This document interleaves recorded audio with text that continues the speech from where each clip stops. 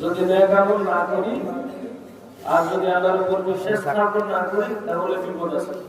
কিতাবের নাম জামে তিরমিজি, হাদিস সংখ্যা 2418। রহমাতুল লিল আলামিনের সাহাবী হযরত আবু হুরায়রা রাদিয়াল্লাহু তাআলা আনহু বলেন, ইয়া রাসূলুল্লাহ, আপনি যে আমাদেরকে জিজ্ঞাসা করছেন হাসরের ময়দানে দেউলিয়া হবে কে, হতভাগা হবে কে, পেরেশানগ্রস্ত হবে কে, ক্ষতিগ্রস্ত হবে কে? আমরা তো মনে করছিলাম যার টাকা পয়সা নাই, সন্তান নাই, সেই ক্ষতিগ্রস্ত। রহমাতুল লিল আলামিন বলেন, না রে আমার সাহাবী, মানুষ নেক আমল নিয়া পাহাড়ের মতো নেক আমল নিয়ে উপস্থিত হবে। যে কারো মনে কষ্ট দিয়েছে, মনে কষ্ট দেওয়ার বদলে নেক আমলটা কেটে নেওয়া হবে। অন্যের সম্পদ আত্মসাৎ করেছে, নেক আমল কেটে নেওয়া হবে। অন্যকে গালি দিয়েছে, তার থেকেও নেক আমল কেটে নেওয়া হবে।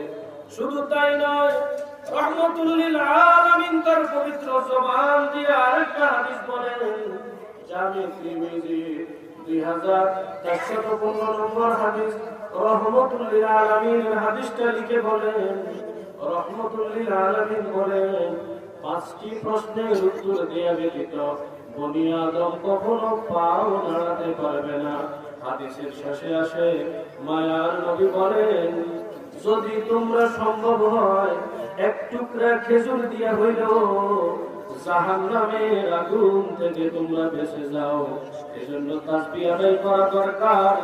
আল্লাহুম্মা আজিরনা মিনান নার, আল্লাহুম্মা আজিরনি মিনান নার।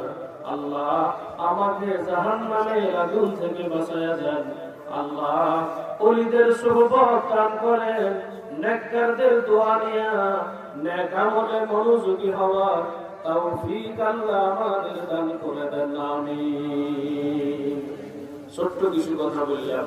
আরেকটা কথা, পবিত্র কোরআনুল কারীমের একটা সূরা আছে, সূরার নাম সূরা ইখলাস। সূরা ইখলাসে 4টা আয়াত আছে। সূরা ইখলাসে 15টা শব্দ আছে। সূরা ইখলাসে 47টা অক্ষর আছে। সূরা ইখলাসের আমল কত দামি! রহমাতুল লিল আলামিন বলেন, একবার তেলাওয়াত করলে 10 পারা কোরআন তেলাওয়াতের সওয়াব।